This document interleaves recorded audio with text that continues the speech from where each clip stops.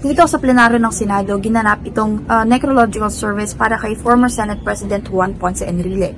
Pasado alas 8 nang dumating yung casket na naglalaman ng kanyang labi at alas 9 naman nagsimula itong necrological service. Sa pagsisimula ng necrological service ay isa-isang binahagi ng mga senators at iba pang guests ang kanilang alaala kasama si former Senate President.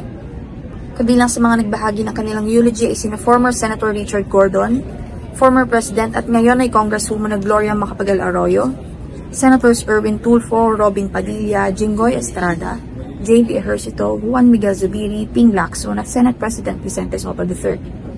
Bagamat hindi nagbahagi ng kanilang eulogy, present din sa necrological service sina Senators Bam Aquino, Sherwin Gatchalian, Lito Lapid, Mark Villar, Bongo, Rodante Marcoleta, former Senator Jandy Madrigal at Makati Mayor Nancy Linay.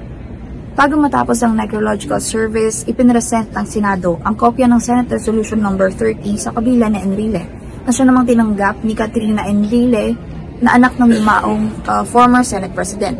Laman ng resolusyon ang pagkikiramay at taus-pusong pakikdalamhati ng kapulungan sa pagpanaw ni Enrile.